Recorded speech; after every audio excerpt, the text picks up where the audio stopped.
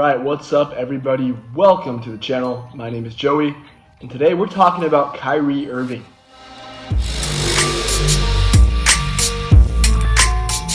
Now, if you're like me, you probably miss watching Kyrie Irving play basketball. It was a privilege to cover him this past season. Kyrie is just so much fun to watch. But it's kind of surprising because Kyrie Irving has never really received MVP consideration. I was surprised to find this out. And a lot of it is because he's often been the second best player on a good team.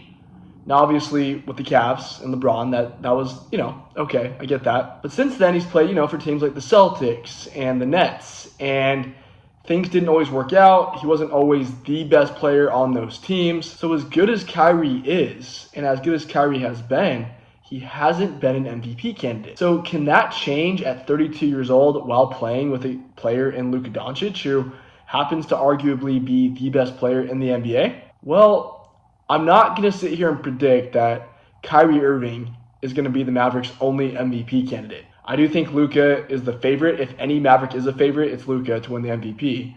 But I do think Kyrie could be an MVP candidate, and here's why. Now look, to finish top 10 in MVP voting, you have to have an incredible season. Kyrie averaged just under 26 points per game this past season. He was fairly aggressive, could have been more aggressive offensively. He finished with decent assist numbers, stuff like that. This year, the Mavericks have added Klay Thompson. Now, what Klay Thompson's going to do is he's going to space the floor in a way that the Mavericks did not see last season. You add him with PJ Washington, all of a sudden you have a 4-out, 1-in offense. Now look, Derek Lively, Daniel Gafford, they're not known for shooting three-pointers, but PJ and Klay are both going to shoot the three.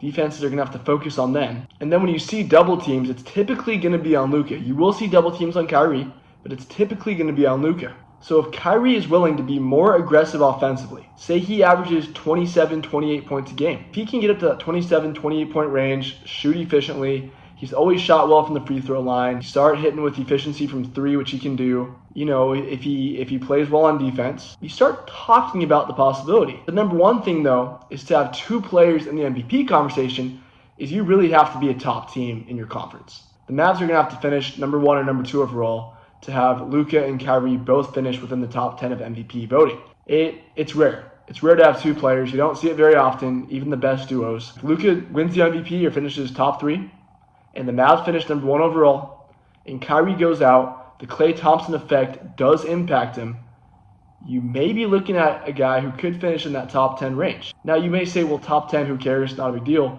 Kyrie's never finished top 10. That would be something when you're 32, going to be 33 years old this next year, when you've been a great player, you've never received that kind of consideration before. Of course, the other thing is staying healthy. Now, Kyrie's got to stay healthy. This past season, he still played in a decent amount of games, didn't meet the NBA's new threshold for games played. He's going to have to be in that 65-game range, obviously, at least. If he can do that, the Mavs play well, and he sees a little bit of an increase in his numbers, it could happen. Again, it's difficult, but it's not out of the question. All right, thank you guys for watching. Go ahead, like, and subscribe for more Mavs and all-around NBA content.